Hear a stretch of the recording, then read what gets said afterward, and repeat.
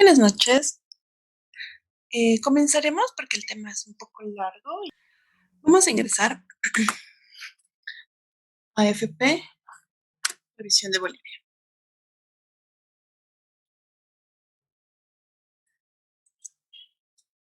Esto es lo primero que les va a salir cuando ingresen a la página principal de BBA Previsión AFP. Respecto a dónde deben ingresar para poder realizar los trámites en su oficina virtual, es acá. La denominan sucursal virtual. Ingresa y está habilitado para realizar el mismo tanto como dependiente como. Licenciada, sí, no está compartiendo. Mil disculpas.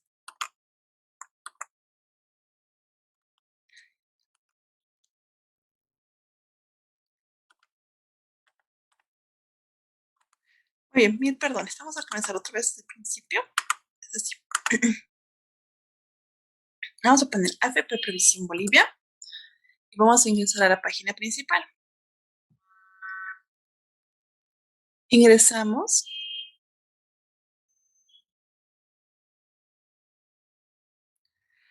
Y este es el primer vistazo que nos da respecto a los trámites digitales de prestaciones, donde tenemos que ingresar para el tema de la sucursal virtual o la oficina virtual, es en acá.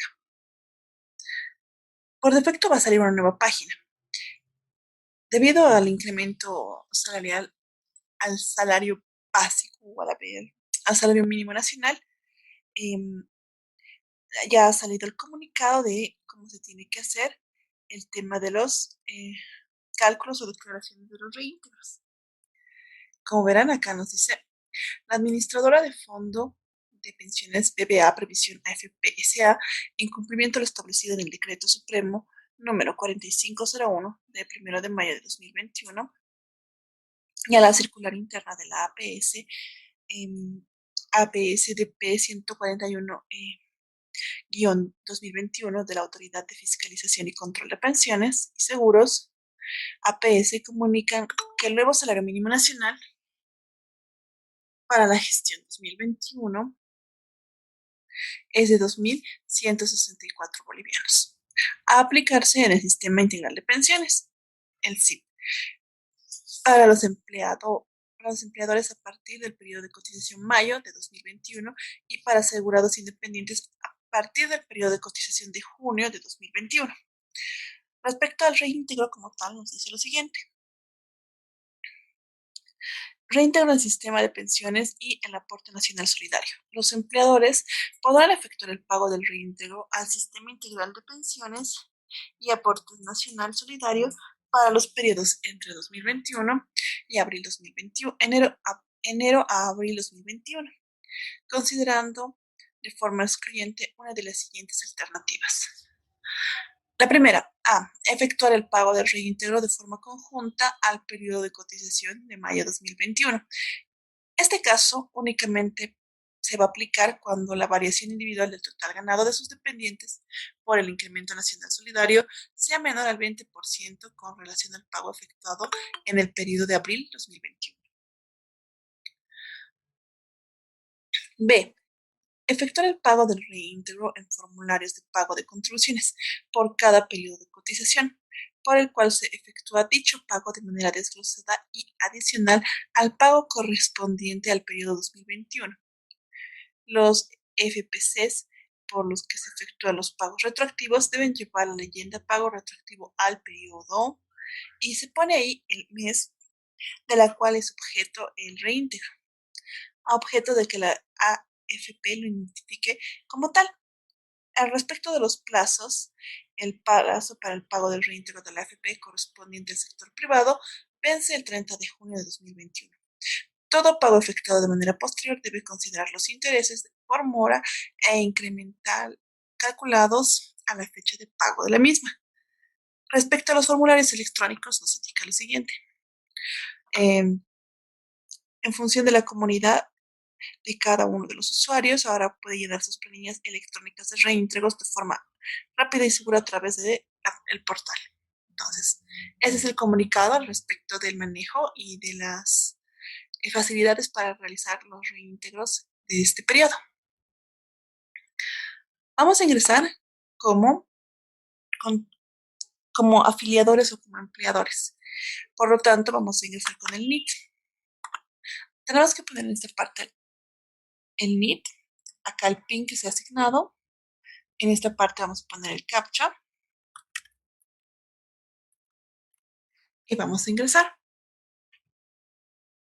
Va a tardar un momento en ingresar, como verán, así que no traten de reingresar porque tarda un momento y dependiendo la velocidad de su internet e incluso la saturación de la misma página, los segundos de espera pueden ser un poco más largos, haciendo pensar al usuario que existe un problema con respecto a, al ingreso. Entonces, un poquito de paciencia en ese aspecto. Lo primero que nos salta siempre, siempre, siempre, siempre, es la actualización de datos. A no ser que ustedes vayan y realicen la actualización de este dato, que es el correo electrónico, a las oficinas. Y aún así, por defecto, generalmente salta este dato. Vamos a poner aceptar y nos dice que lo siguiente, ¿no? En este caso, este empleador en particular tiene unas deudas pendientes con la AFP. Cuando ustedes tienen deudas de más de 2 periodos, eso es lo que se debe recordar, más de 2 periodos, se les va a anunciar o avisar que ya tienen esa deuda. Van a consultar las deudas y les va a mandar directamente a esta página. Ustedes hacen clic acá y les va a salir. Esperamos un momento y aquí nos dice el reporte de la mora de un empleador, el nombre de la empresa, la identificación y cuál es la mora por presunto no pago. En este caso nos dice que corresponde al periodo de febrero 2021. Vamos a minimizar o guardar como prefieran. Si ponemos descargar, directamente nos va a mandar acá. Vamos a ingresar a la carpeta que corresponde a esta persona y vamos a poner ese reporte. Ahora, esta es la página principal de la oficina o sucursal virtual. Como verán, acá ya viene la identificación del NID, el nombre del empleador y el email que se está utilizando. Esta es la primera parte, que se denomina inicio. Cuando ustedes hacen clic acá, directamente se procede a volver a la primera parte donde se pone la actualización de datos y otra vez nos sale el tema de los pendientes. Cuando ustedes cierran esa ventana, sale esto y ustedes tienen la posibilidad de ver la carta de cobro. Cerramos, descargamos y esto es un sistema también de alerta. Se va a realizar la descarga y vamos a guardar.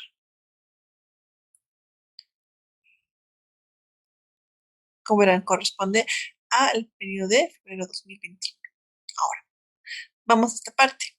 Esto lo cerramos y vemos esto, la carta de cobro. Ya viene con ciertas características de seguridad, como lo son el código QR en la parte superior izquierda y todos los temas correspondientes a su llenado, ¿no? Vamos acá, perdón, vamos acá y volvemos otra vez a la sucursal virtual. Vamos a ir a la parte de formularios. Los formularios enuncian diferentes tipos de procedimientos o formularios que se cuentan o se tienen dentro de la oficina. En este caso tenemos formulario de registro de consultores. Como indica el nombre del formulario, este corresponde al formulario cuando se va a realizar o se va a registrar consultores, contratación por consultorías. Tenemos que tener en cuenta que hay dos tipos de consultores. Los consultores que son en línea y por producto. Los consultores en línea, como tal, son personas que trabajan o que realizan sus funciones a través de una serie de plazos y que van a concretar un cierto proceso. La idea original de hacer un apartado especial para consultores está en el entendido de que ese tipo de personas y el tipo de trabajo que realizan es tan específico y tan especializada, esa es la palabra, especializado, realizan un trabajo muy especializado que no todos los profesionales deberían o podrían hacer, y es por eso que se generaba esa figura de consultor.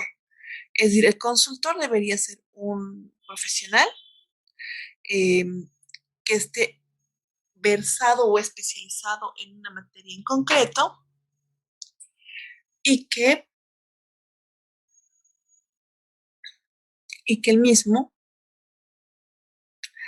no, no tenga o no cuente con una relación laboral directa con el empleador. Adicionalmente a eso, este tipo de trabajo no es permanente. Es decir, que la persona, es decir, el empleador, contrata a un consultor para un trabajo que no solamente es específico, sino también es muy concreto y muy especializado, al punto que el mismo, una vez concluido, no requiera del servicio en un tiempo prolongado o finalmente que no lo vuelva a requerir. Entonces, esa es la conceptualización o la idea de un consultor. Ciertamente, el tema de consultoría como tal ha sufrido ciertos cambios respecto a la identificación de ese tipo de persona, ¿sí?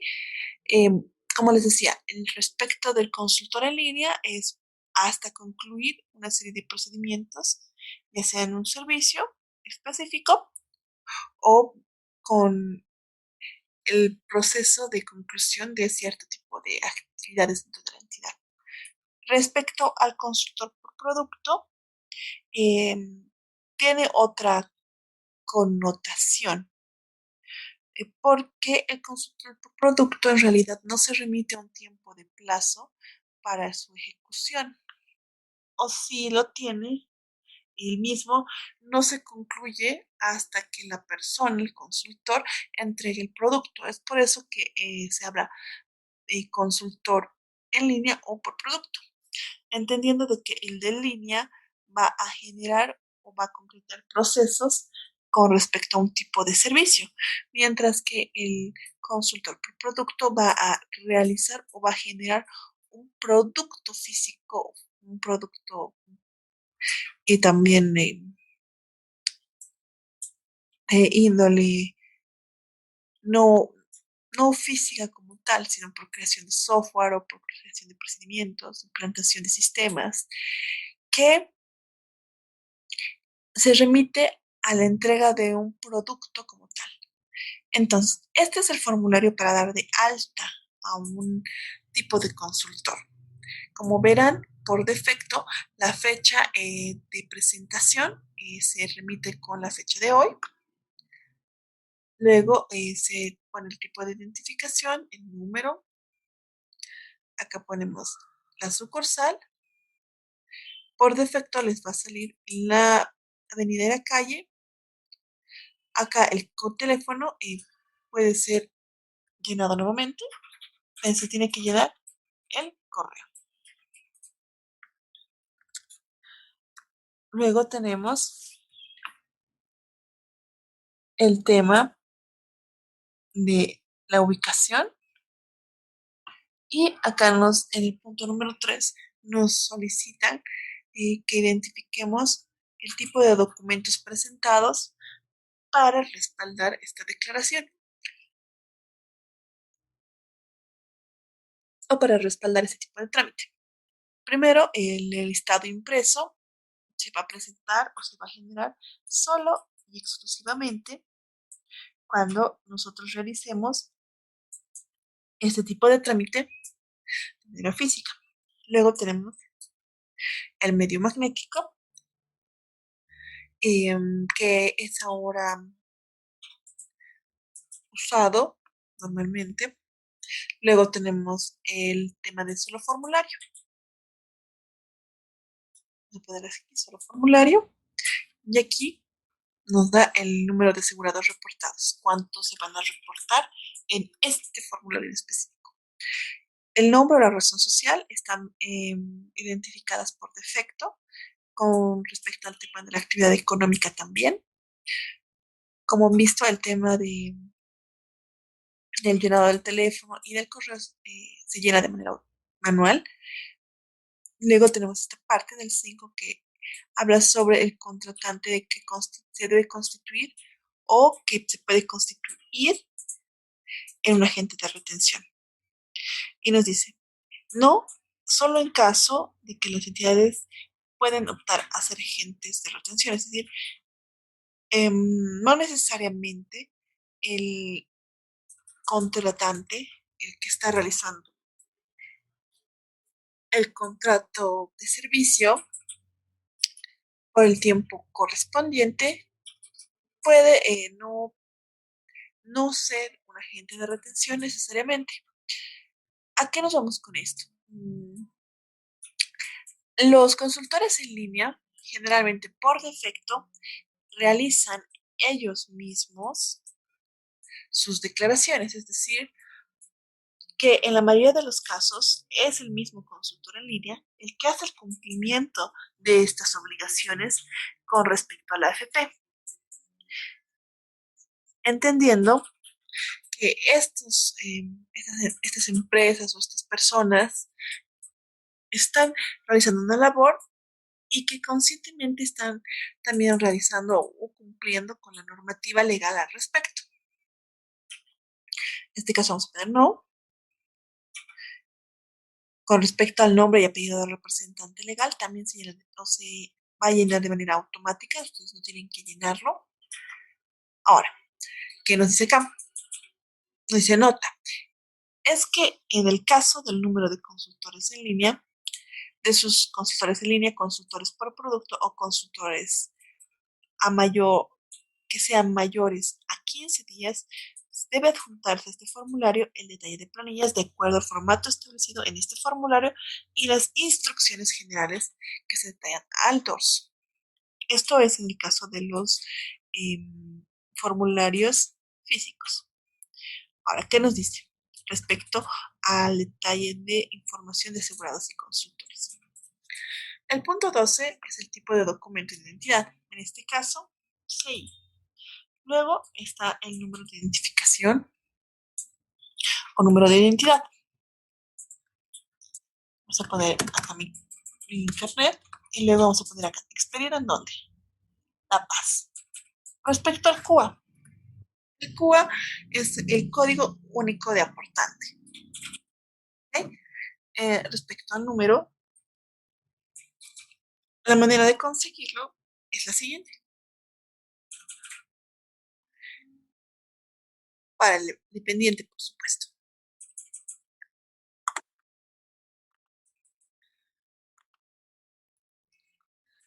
Vamos a ingresar otra vez a AFP.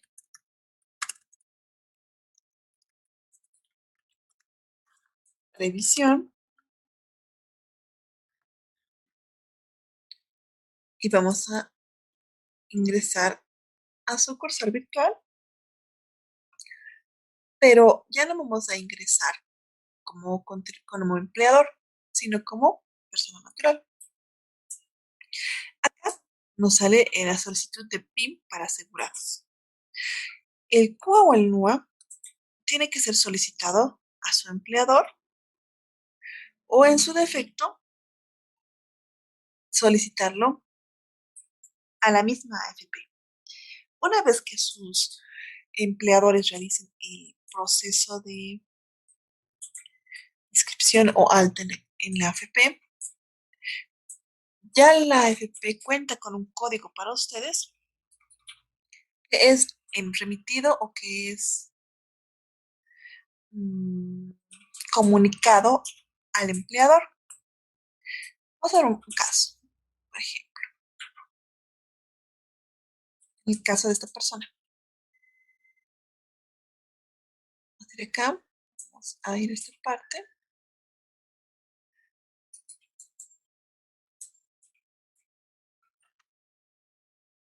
consulta de datos.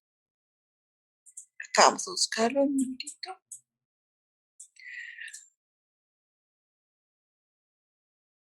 Y vamos a ir a esta parte. Acá, a consultas. Y vamos a ver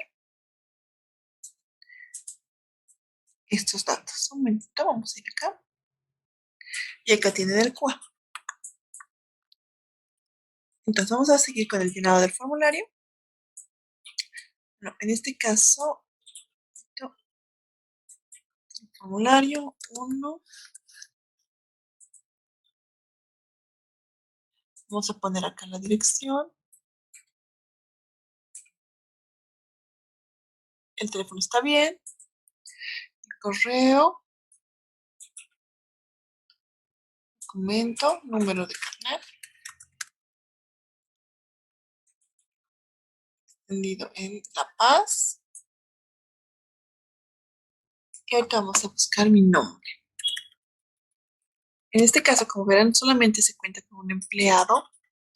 Al ser este un consultor, el consultor debería tener igual su número de identificación o su código único de aportante. Vamos a llenar.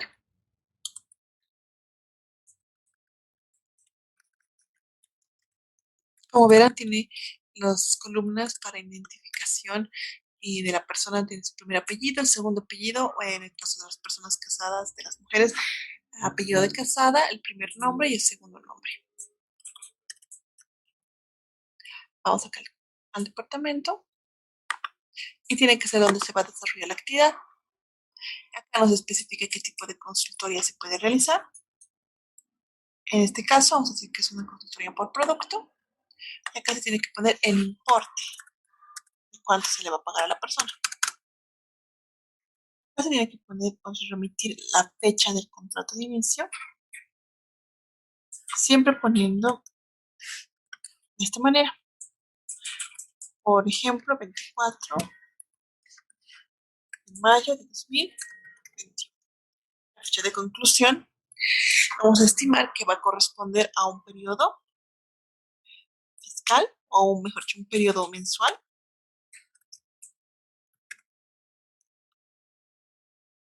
En el caso de que existiera una adenda, se pone también la fecha de la adenda y la conclusión de la misma. Ahora, vamos a ir acá y voy a, como independiente, ir a hacer mi registro. Un segundo.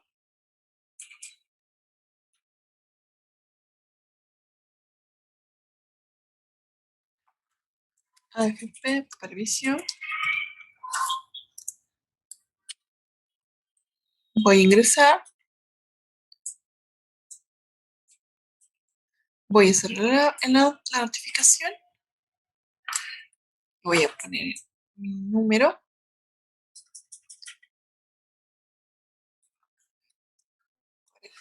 69, 500. Voy a poner. Aquí voy a poner mi PIN. Vamos a poner el código.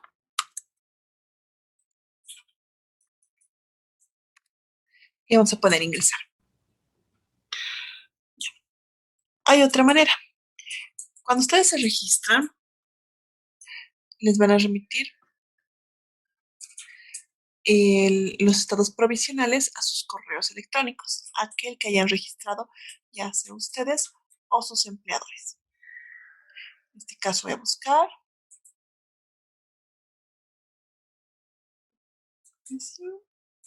Y voy a ir acá y voy a copiar mi Cuba. En este caso, como verán, está mi listado o mi extracto. Y este es mi. Vamos a llevar esto a esta parte.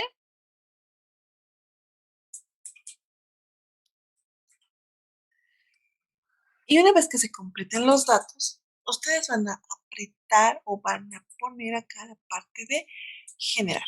Se va a generar el formulario como tal que valida la realización de las actividades del consultor en línea o el consultor por producto. ¿Hay alguna consulta hasta aquí?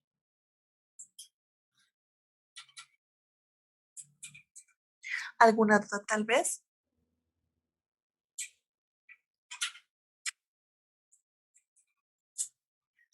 Una vez que ustedes generen esto, se les va a generar el formulario y la persona registrada va a ser dado de alta para su actividad, ¿sí? Es como una declaración de trabajo con respecto al consultor y el tipo de procesos que va a realizar.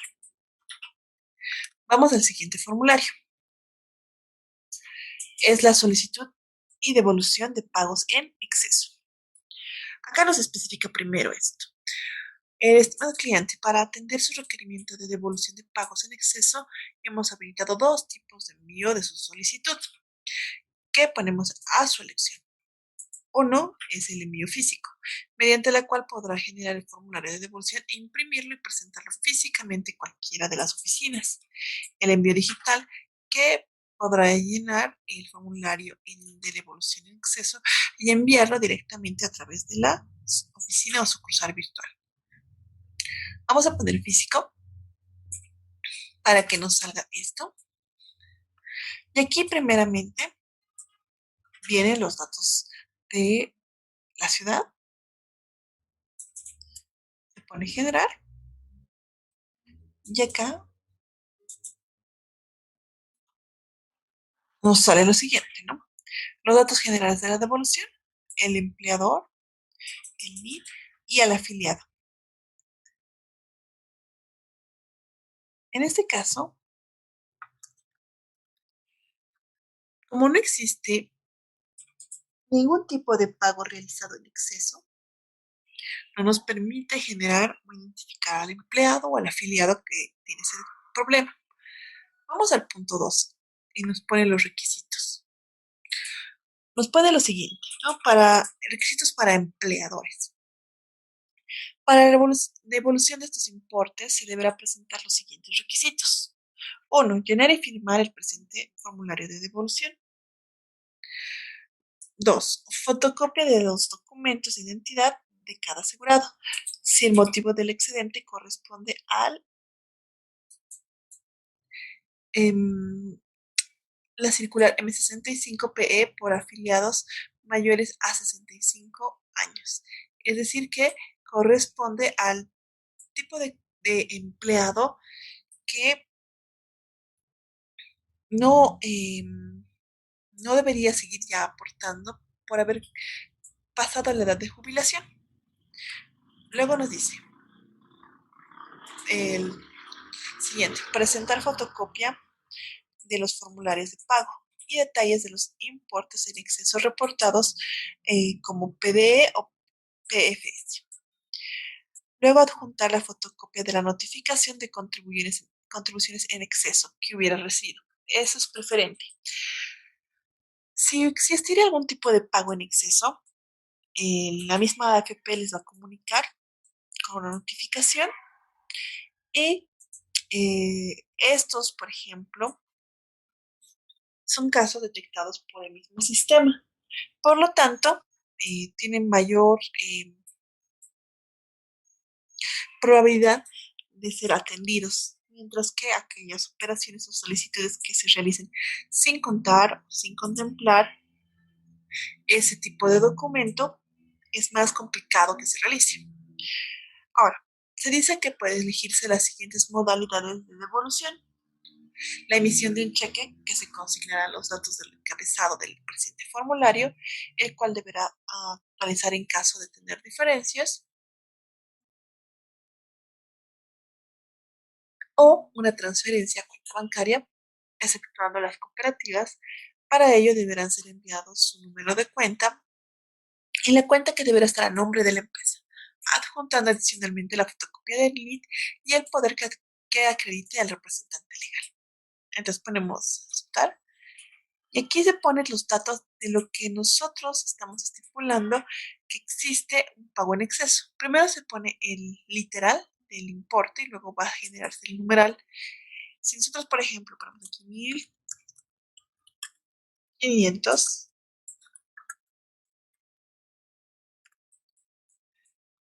por defecto debería aquí generarse el importe. En este caso vamos a poner de esta manera. Y aquí nos da las opciones de poner o identificar, describir el por qué tenemos un pago en exceso. La razón por la que puede existir pagos en exceso son concretas, en el sentido de que son pocas las ocasiones en que un empleador va a realizar un pago en exceso. Puede ocurrir el más común, que sea por un empleado que recientemente ha entrado a la edad de jubilación y que por eh, decisión o iniciativa propia contempla el no o el seguir aportando al sistema de pensiones como siempre lo ha hecho, o en su defecto ya no hacerlo, y por lo tanto nosotros, a pesar de que esta persona ha solicitado o ha realizado la comunicación de que decide o desea ya no seguir aportando, nosotros hayamos todavía seguido aportando por él. Entonces, esto va a generar un pago en exceso. Ahora, puede ser que por error, ya sea de tipo de tipeo u otro, nosotros en vez de calcular el importe que corresponde, hagamos un error y se pague por demás. Entonces, acá se va a describir la situación o circunstancia por la cual se ha generado ese pago en exceso. Ahora, como verán, en esta parte se pone el tipo de documentación que tiene que justificar ese pago en exceso. Es decir, no solamente se tiene que adjuntar la declaración como tal, porque la connotación de declaración, tanto en AFP Previsión y AFP Futuro, tiene la misma relevancia que en el tema impositivo. Es decir, que si no se tiene debidamente respaldada estas operaciones, no va a ser validado como tal. Acá tenemos el solicitante, la firma, el nombre, y acá tiene que firmar el funcionario responsable de la recepción. En el caso de que lo envíen de manera digital, estos son las únicas partes que se van a llenar y esto no se va a llenar. Y al momento de que admitan su trámite, recién se va a llenar por parte del funcionario. Acá nos pone igual los periodos de cotización con exceso y en esta parte nos van a validar o no validar ese pago en exceso. ¿Hay alguna consulta hasta aquí? ¿Alguna duda tal vez?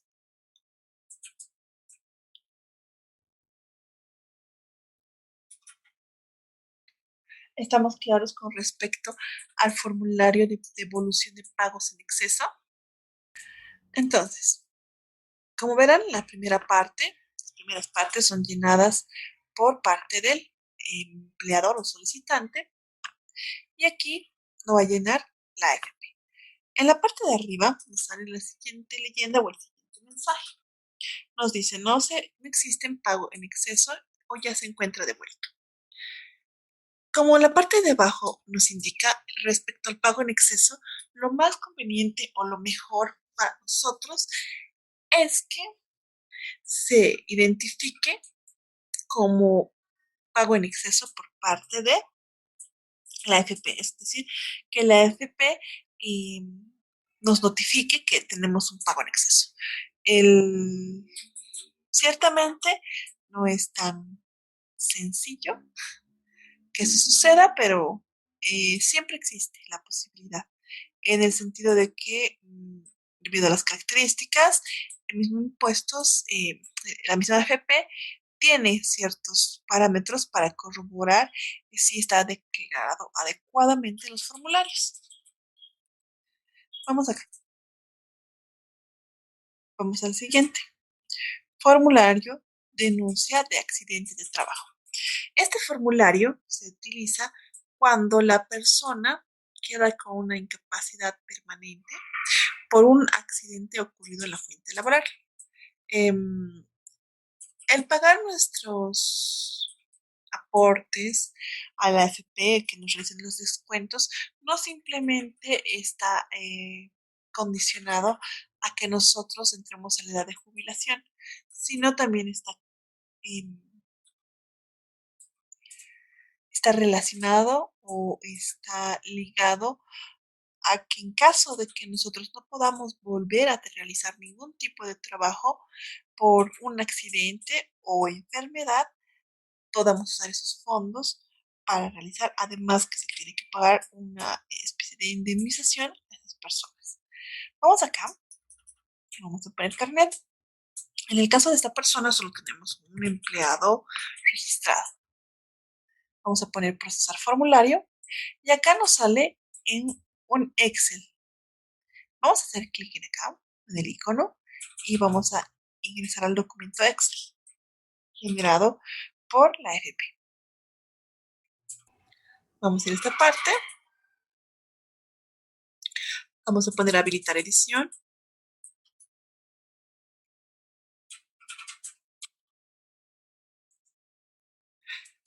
Y acá vemos lo siguiente. Vamos a habilitar contenido. Y esto es lo que nos enuncia. Denuncia de accidente de trabajo.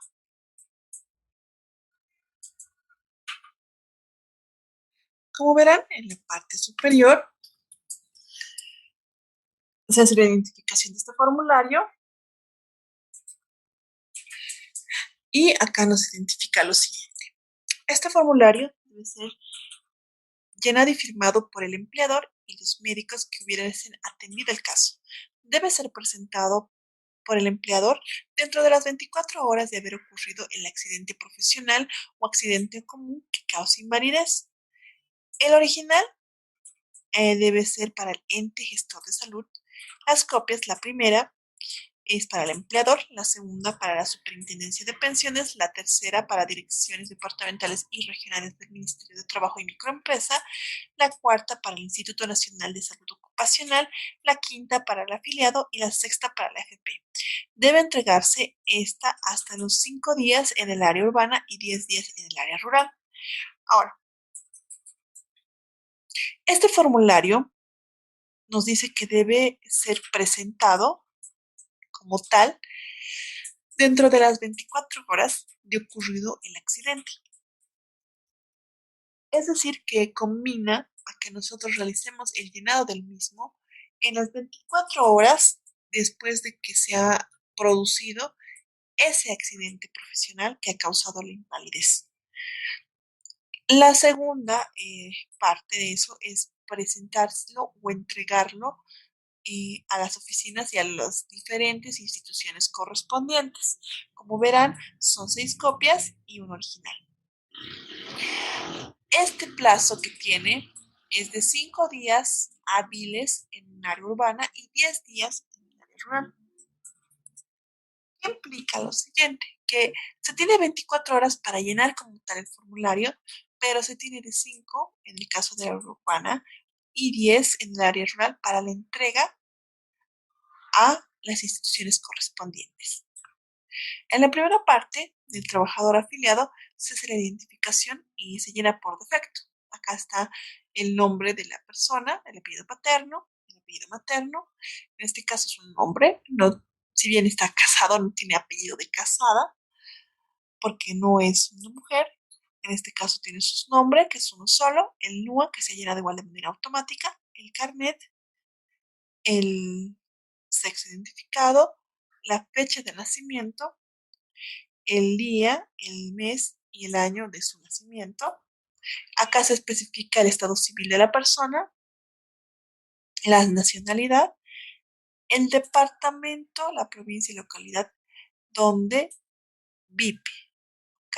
Acá el afiliado es el que debe realizar el llenado de esta ubicación. En este caso es Avenida Tejada Sorzano.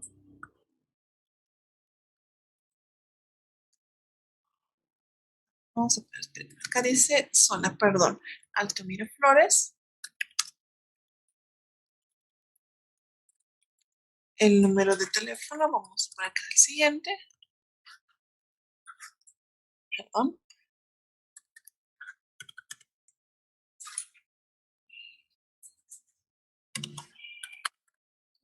2956.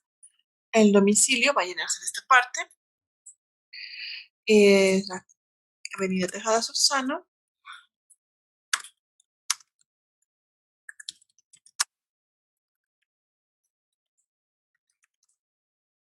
esquina. Muy bien. Eso es con respecto a la identificación del trabajador. Ahora vamos a hacer la información laboral, es decir, la información respecto al empleador. Primero vamos a identificar qué tipo de ocupación o relación con la persona se tiene. En este caso vamos a decir que es un dependiente. En el caso de que pongamos independiente, acá tenemos que hacer la identificación del NIT como tal, y acá aún tenemos que poner la ocupación. En este caso es un costurero y vamos a poner la fecha inicial de su relación laboral. Vamos a decir que de esta manera, 2 de enero de 2019. Y acá vamos al nombre o razón social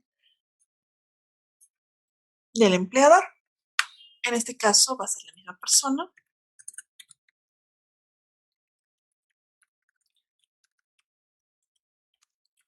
Muy bien. El teléfono va a ser el mismo. No va a haber fax. Respecto al número patronal, no existe un número como tal, una identificación. Simplemente es el mismo número de NIT. El NIT también se copia otra vez acá.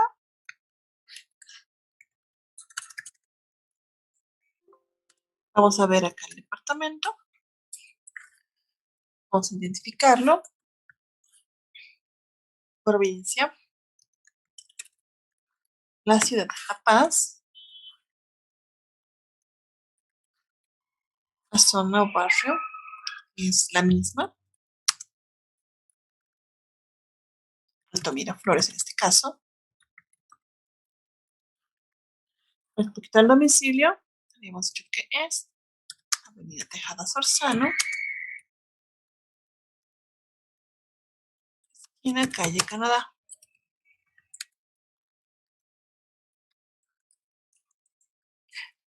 Y nos hace una pregunta respecto al tipo de preparación que ha recibido la persona.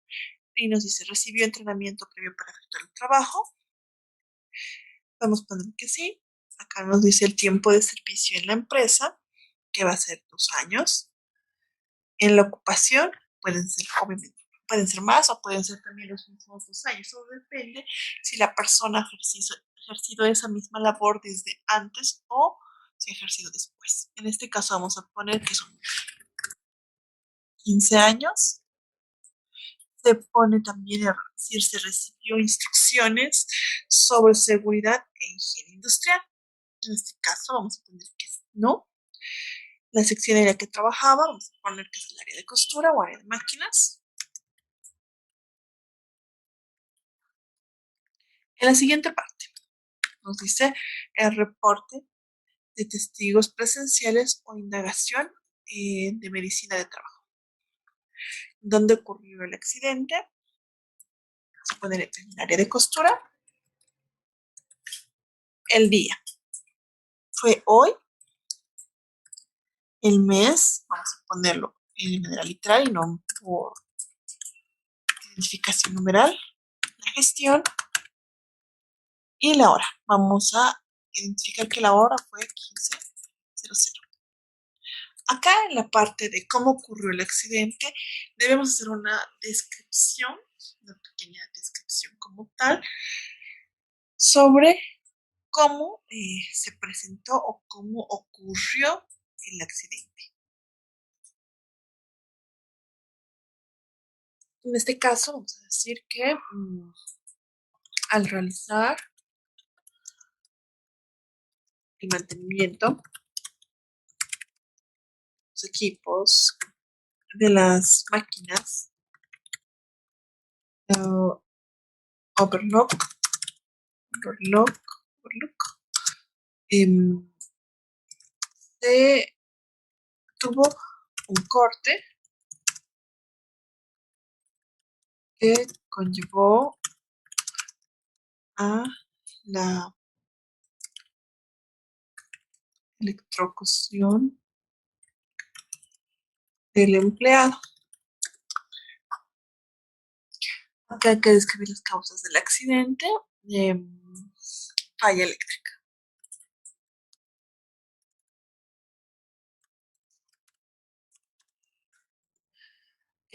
Acá dice que deberíamos describir de manera breve pero completa el, el tipo de afectación o el tipo de accidente. Ahora, podemos decir lo siguiente. Al, al realizar el mantenimiento,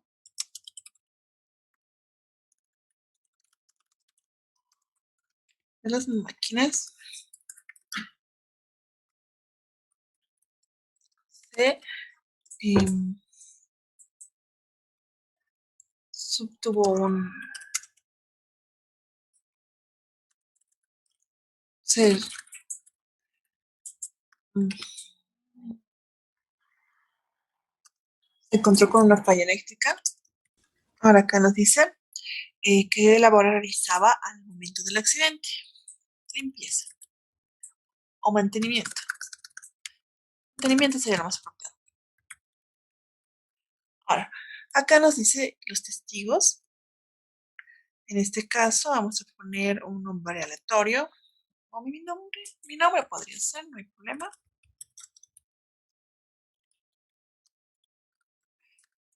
Y acá voy a hacer la firma.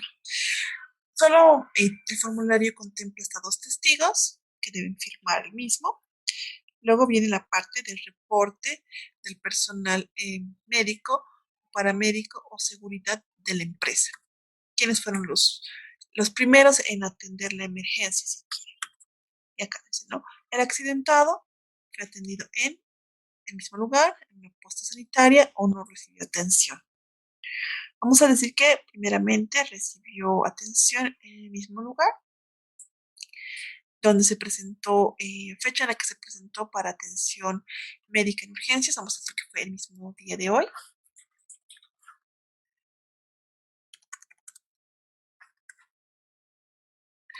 Y vamos a decir que la hora fue 17. Que primero se le ha atendido en ahí y después de eso se ha llevado o se ha procedido a la atención médica más especializada. Vamos a decir que quien prestó los primeros auxilios fue el testigo.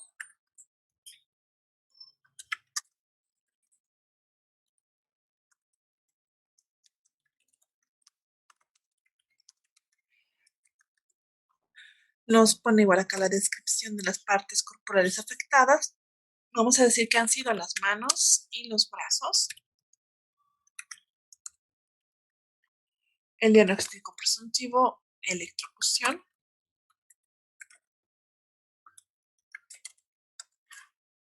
¿Fue trasladado a un centro médico? Sí.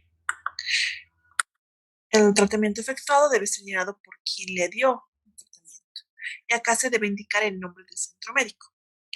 Una vez que se ha realizado eso, se debe de haber una firma del trabajador afiliado, la firma y el sello del médico que atiende el caso, así como el sello y la firma del empleador. En caso de que el trabajador no pueda realizar la firma como tal, tiene que ser aquella persona que de manera más directa tenga en la relación por filiación más cercana. En este caso, por defecto, podría ser su esposa o sus hijos, dependiendo de la edad de los mismos. En caso de que la persona no sea casada ni tenga hijos, tendrían que ser los padres. En caso de que no se encuentren ellos, tendrían que ser los hermanos. Y así se va a ir descartando, digamos, hasta hallar a alguien que tenga una relación, una vinculación con la persona para poder realizar el mismo. Luego tenemos la cuarta parte, que debe ser llenado por el ente gestor de salud.